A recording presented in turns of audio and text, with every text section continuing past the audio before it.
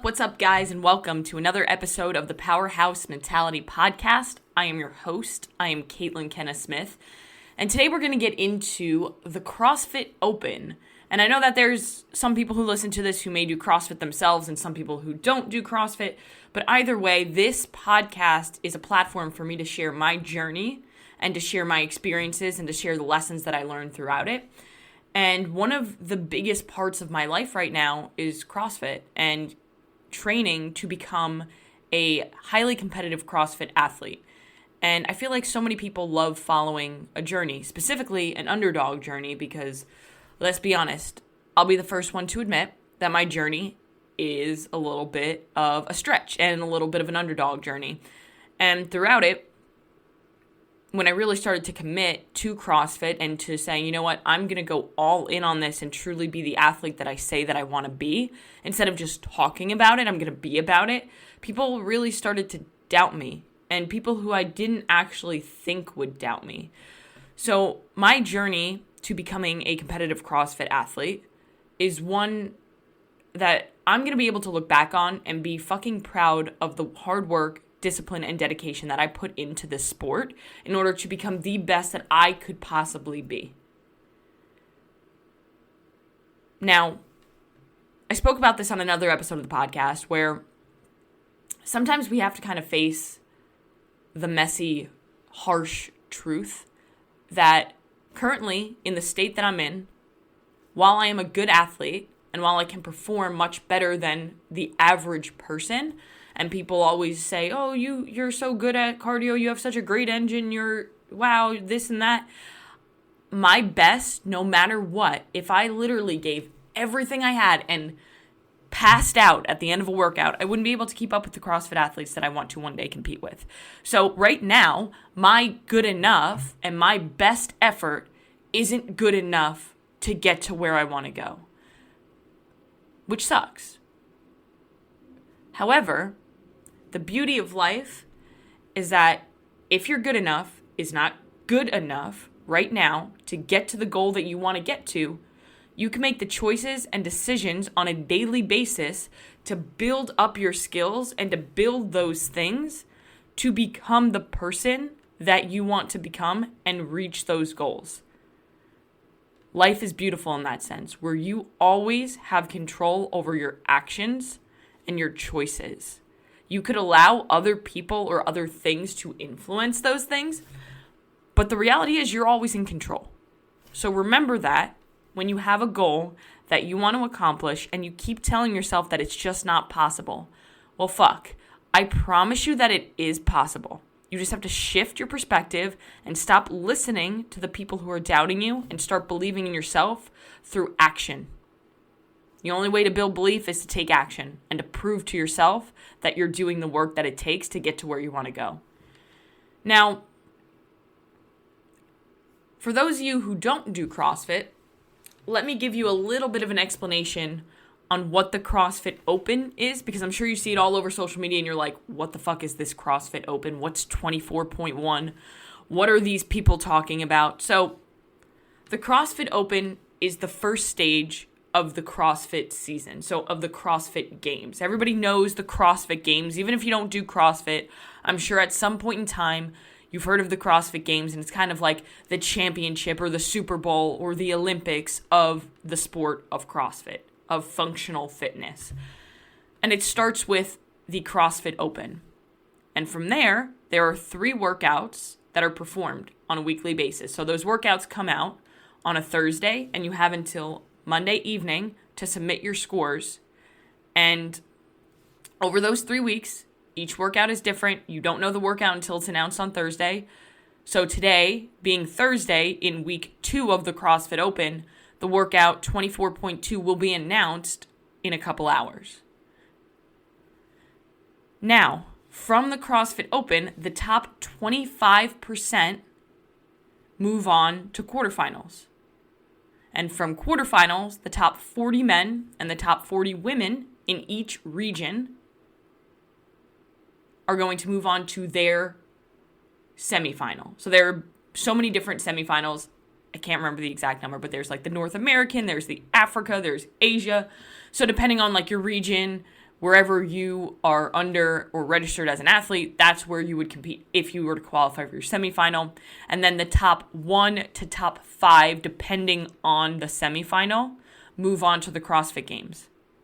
And then whoever wins the CrossFit Games is deemed fittest on earth.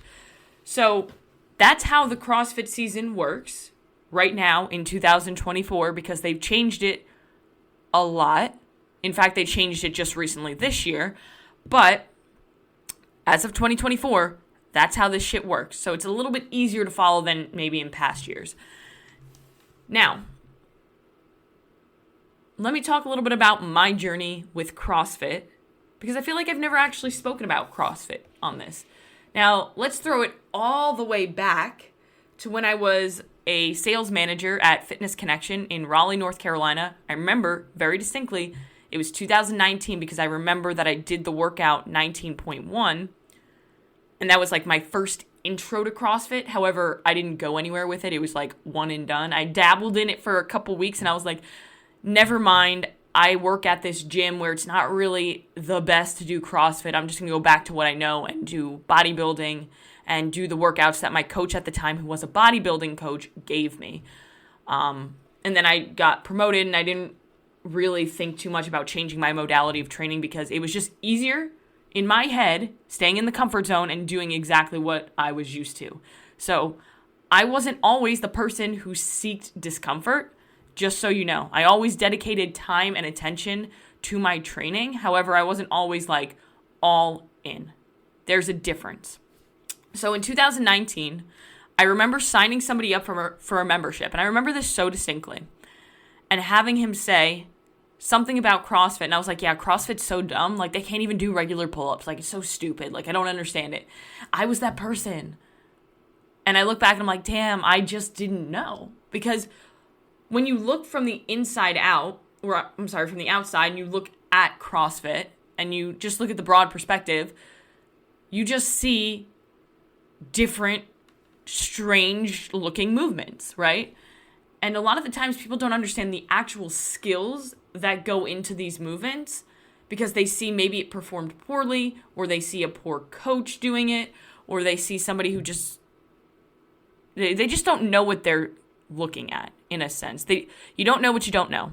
And then the more that I actually looked into CrossFit during COVID, because I was like, well, doing bodybuilding isn't really ideal right now, because all I have is like a couple dumbbells in the garage, and then eventually I got a barbell, and then we started building up the garage gym to now where we have a literal full CrossFit gym built out in our garage, which is amazing. But it didn't happen overnight. We built that over 5 years. Or 4 years, 3 years. 3 years. Anyway,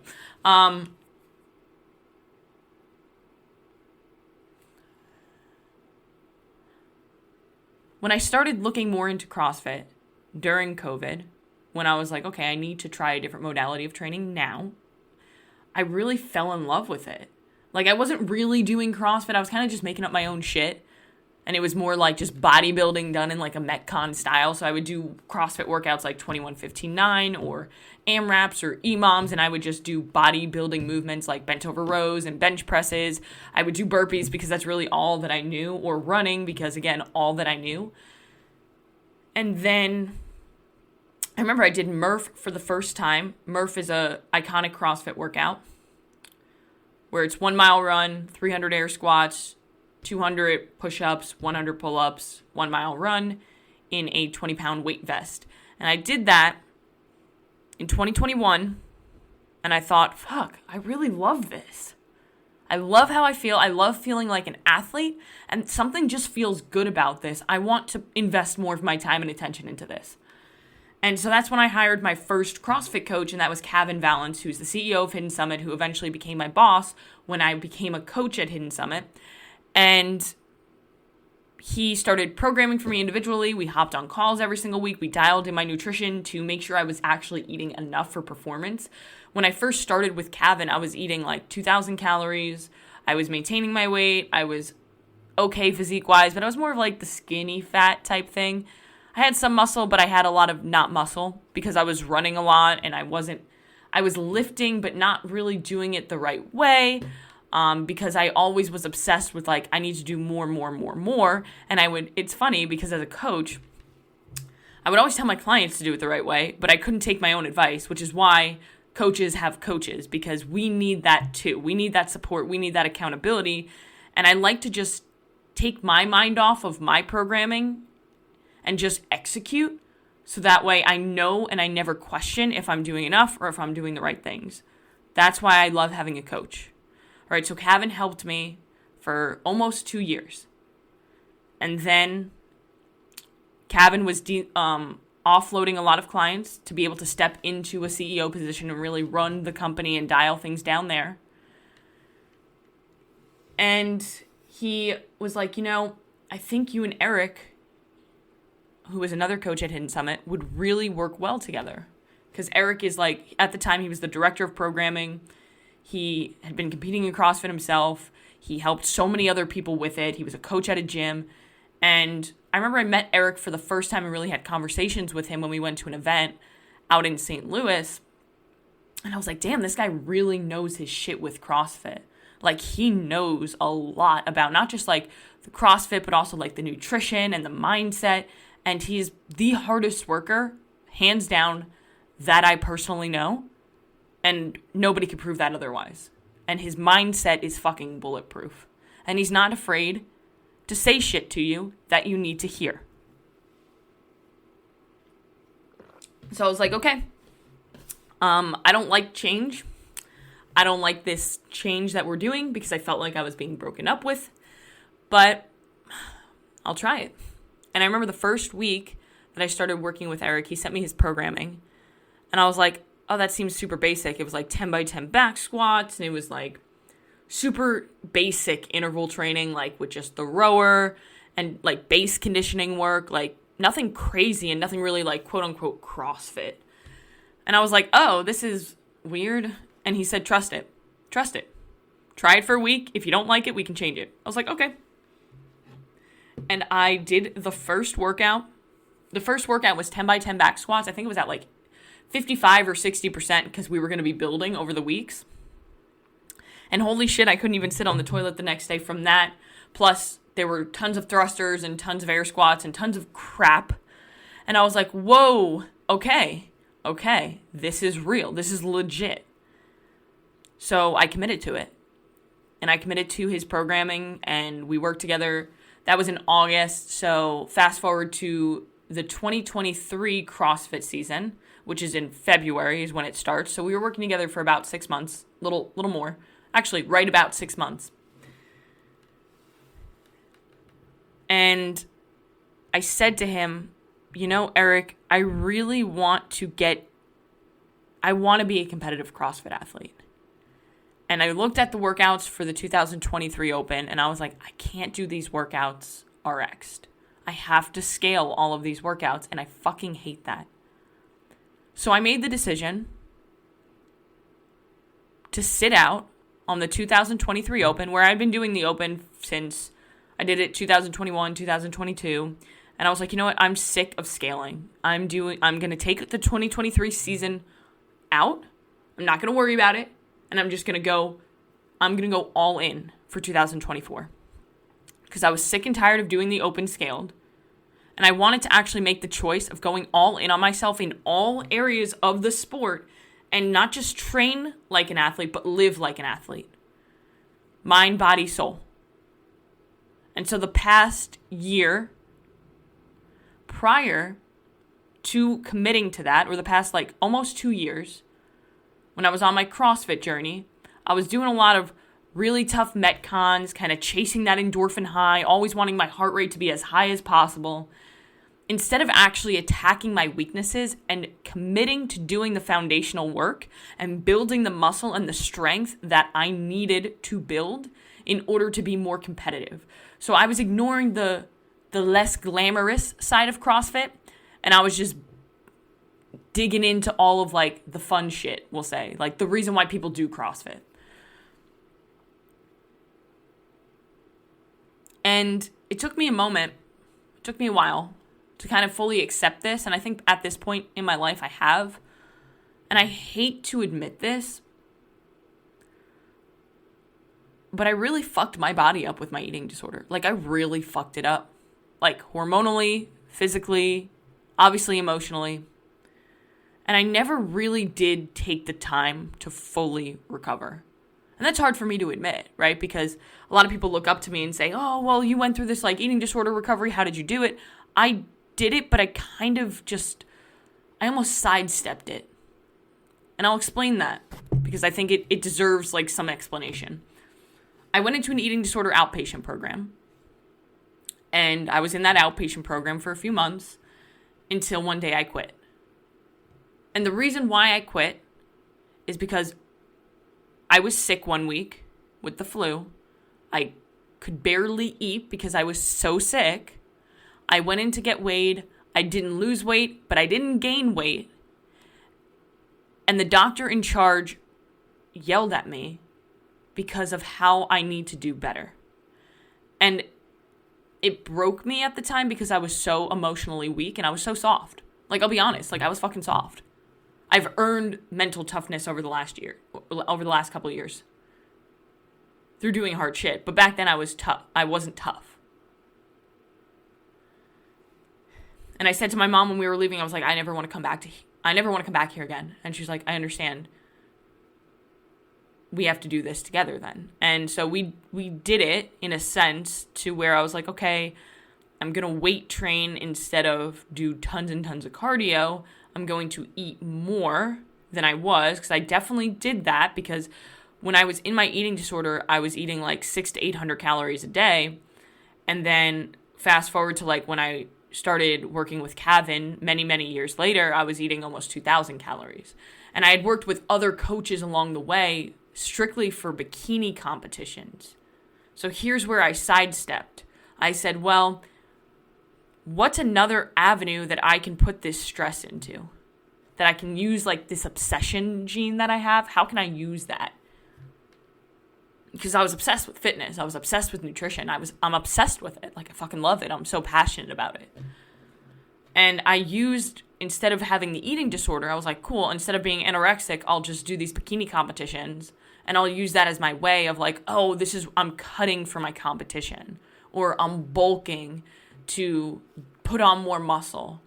And when I was quote unquote bulking, I was super strict with my diet, and I was super strict on a cardio regimen, which made no sense. And I was just doing tons and tons and tons of volume, you know, both ways, whether I was cutting or whether I was bulking. And I was just always putting my body under so much fucking stress that I never actually recovered from. So my body is still physically recovering from the amount of fucking stress that I put it through, which I regret, right? I look back and I say, wow, I took my health for granted, right? Like, we get one body and I fucking threw that shit around. Like, it'd be like if you were to use a visualization, like me going through this like eating disorder, like bikini competition, like career thing. Like, I was literally throwing my body against the wall as hard as I possibly could for years and years and years and expecting it to be okay. But it wasn't okay. And it's only really hit me over the last couple of years or over the last year and really last couple of months, working with people like Eric, like my nutrition coach Jordan, and just realizing like, fuck, I put my body through way too much. And again, I say all of this to my clients, but mentally it's hard for me to digest and talk to about myself because I need to work through a lot of that inner stuff still. But I don't want to use that as an excuse, but I have to recognize it as something that's true. I am nowhere near as strong as I need to be as an athlete because of the shit that I put my body through and because of my lack of ability to actually recover from my eating disorder. So now, fast forward to when I decided, okay, I'm going all in as an athlete back in February 2003, and now we're in February 2004, and I've gone fucking all in over this last year. All in. Like,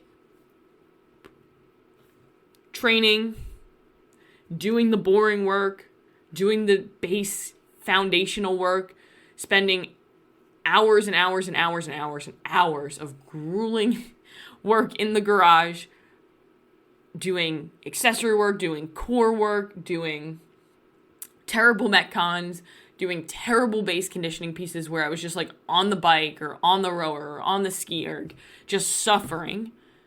But then I took it outside the gym too, and I focused more on sleep, and I focused more on stress management and on my recovery. And I focused on actually eating enough to fuel the workouts that I'm doing and to make sure that I'm able to put on the muscle and the strength that I need to put on. Do I still struggle with that area? Absolutely. I'll use an example. This past week, my coach Jordan told me to eat 400 grams of carbs every day. I ate 390 because the last 10 grams fucked my mind up. So today she texted me and said, hey, good job doing 390. Let's commit to 400. So I committed to 400 today. So I still struggle, right? But the thing is, I've learned that when I can face those fears, I'm more capable of becoming the person that I want to actually become. Every time I overcome one of those fears when it comes to my eating disorder and those thoughts, I excel and I level up as an athlete, but also as a person and as a coach. So this season, I've been super anxious, but super excited at the same time going into the Open because I know that I've put in the work and I've done specific strength cycles. I've become better at certain skills. I can do double unders. I can do strict pull-ups now, and I'm getting better at all of these other things that I need to be better as an athlete. But also, I'm getting stronger. Is it a process? Yes, it's a process. But I'm working at it, and I'm doing it the right way. So it gives me hope. So I've been super excited about this season going into it. Now, the week before the Open began, so the Open began last week, so the week prior to that, I started feeling kind of weird. And I didn't really think too much of it. Like, I was bruising really easily, which is, honestly, I bruise pretty easily because, I'm a little bit anemic probably, or have some vitamin deficiencies that I need to address. However, it was more so than usual to the point where it was almost like alarming. I was getting really bad muscle cramps during my workouts. I was getting super shaky for some reason. And I had this dry mouth that no matter how much water or how many electrolytes I added to my water, it wouldn't go away. And again, I didn't think too much of it. I was like, oh, maybe I just need to eat more. Maybe I just need to recover better. Maybe I need to sleep better. I had a lot of stress because that was just around the time where Stone was gone again. My sleep always is shitty when Stone's not here. But also I was making the transition to moving out of Hidden Summit and starting my own business. So there's just like a lot of stress that goes into that process, obviously. And I was like, you know what? I'm not going to think too much of it. I'm just going to continue to hydrate. I'm going to make sure that my sleep is getting better and that I'm managing my stress and that I'm making sure I'm prioritizing eating enough to actually recover. And I texted my coach Eric on Saturday and I asked him like, hey, here's what I'm struggling with. Here are the symptoms that I'm having. Do you have any idea what this could potentially be? And he asked me, have you been sick or do you have like a low grade fever or anything like that? Because it sounds like you're getting sick. And I was like, I don't think that's it. Like my throat's been hurting on and off, but it's more like probably like the weather change because we would go like 20-degree swings. And he was like, just fuel up, monitor it. We'll see how you feel in a couple days. Monday I woke up and I felt like I was going to die. That was dramatic. But I felt like garbage. Like throat was hurting, head was hurting, dizzy as fuck. Like everything just felt like I was in another world. And I was like, dang, okay, Eric was right. I'm probably getting sick. And of course, because I'm me, I was like, yeah, I'm going to train today because I got to train. It's the Open season is starting. I got to train. So I went into my workout on Monday and I was like, Eric, I'm going to try to move through this workout because I feel like I'm not even in my body right now. And he said, there's nothing wrong with just moving through a workout with intent instead of like burying yourself. I was like, you're right. So I'm going to do that. So I lowered the squat percentage weight from 85 to 75%, little tweaks here. And for my Metcon, I completely had to alter it. There was like 80 double unders each round. I completely cut out the double unders because I couldn't even do one double under because I was so shaky. And I just survived through this 4-round workout. And then I did some bike work, and I completely skipped my snatches because I did one and thought I was going to pass out. So that is not like me. Afterwards, I drove to Walmart, completely disoriented, which I don't recommend, to get Dayquil, and I sat on the couch for the rest of the night. And then I woke up the next morning. I went on a walk, and I thought I was, again, another out-of-body experience while I was on that walk, just like hoping that I would make it home without like fainting in the street. And I did a 60-minute bike that day, and I sat on the couch for the rest of the day and just tried to focus on, okay, I'm fueling my body enough to recover. I'm not going to restrict calories because usually when I'm sick, I restrict calories. So I didn't do that, which is a huge win. And Tuesday, like I said, felt like shit. Wednesday, woke up, trained, but modified it a little bit and still felt like garbage during the workout. Thursday's my active recovery day, so I did a little bit of an easier workout. Still felt like kind of shitty, but moving in the right direction for sure. Friday was the first day that I was able to complete a workout without modifying it at all, but I felt off still. Saturday, same thing. I was able to complete it without modifying it, but I felt off. Now, the workout was announced on Thursday. And usually, with the CrossFit Open, I would do the workout on Friday. So that way I get it done, out of the way, I don't have to think about it, and now I'm in. So I made the decision to not do it on Friday because I wanted to give my body as much time as possible to get at least as close to baseline as I possibly could be.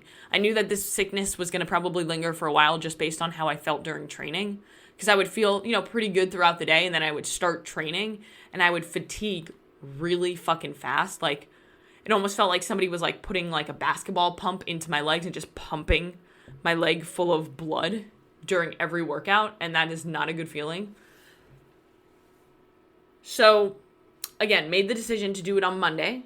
So I had the whole weekend to recover. Now the workout that was announced, 24.1, was 21, 21, 21, 21, dumbbell snatches on one arm, burpees over the dumbbell, dumbbell snatches on the other arm, burpees over the dumbbell, 15, 15, 15, 15 of the same movements, then 9, 9, 9, 9 of the same movements with a 15-minute time cap.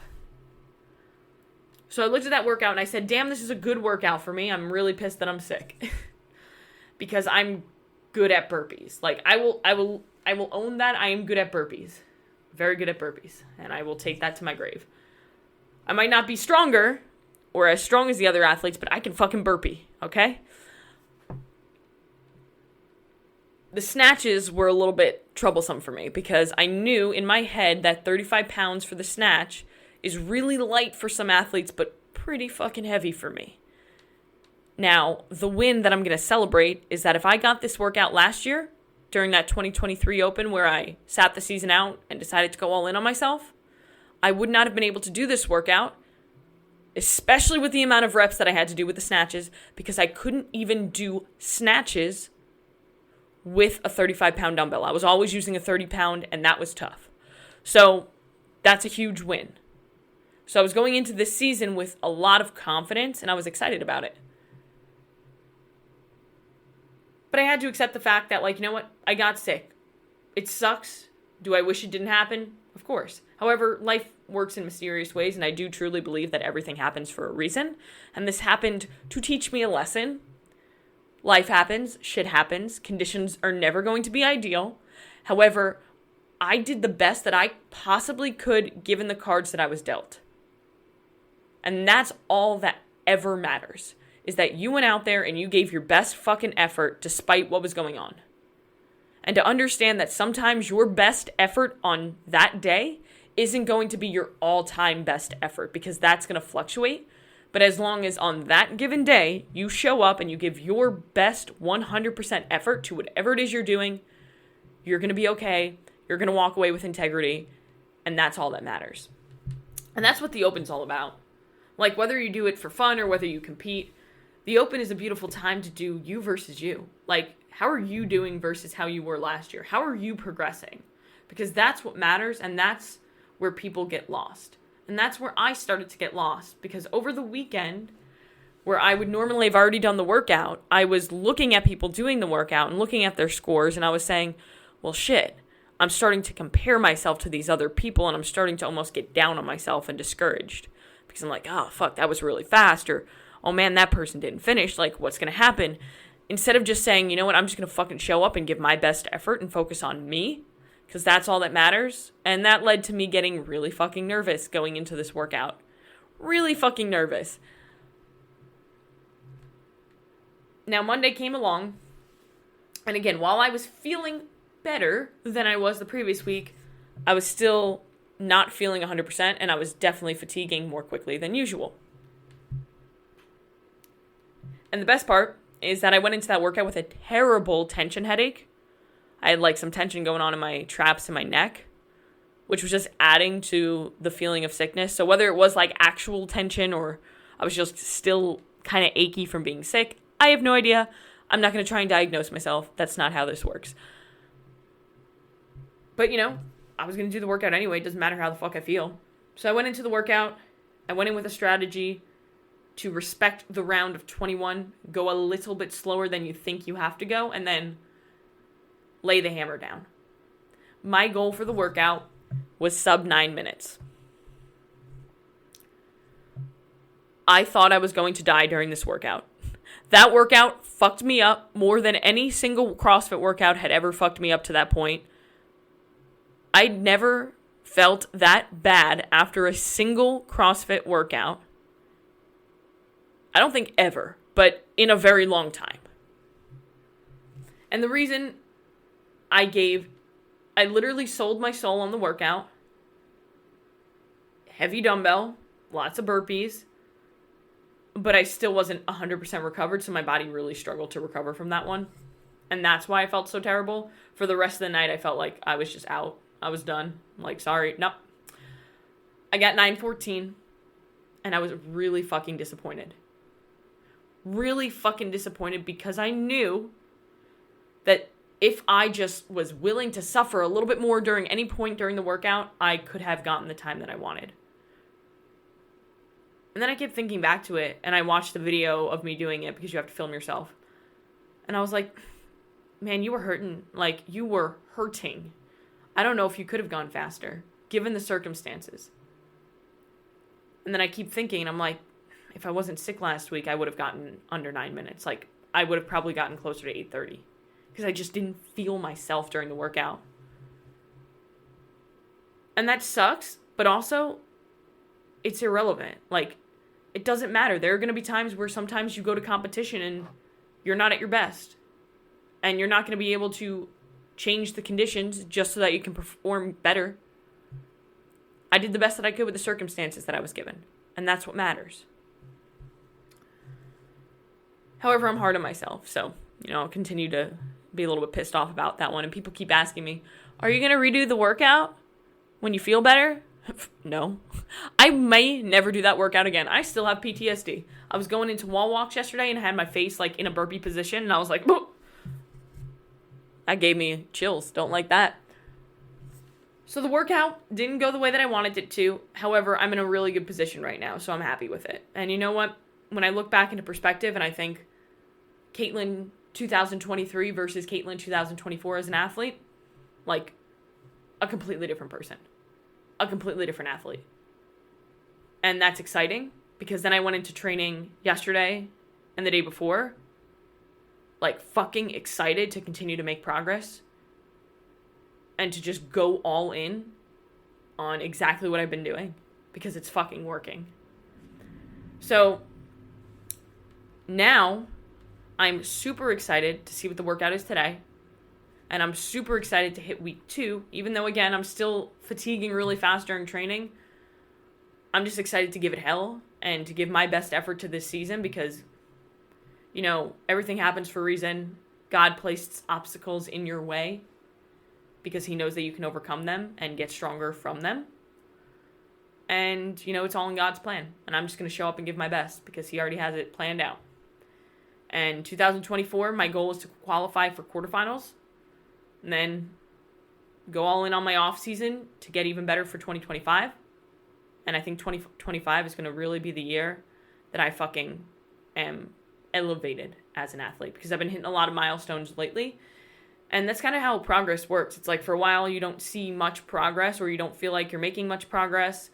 And you kind of almost get discouraged. And then all of a sudden, boom, you get all these strength wins. Boom, you're able to do all these new skills.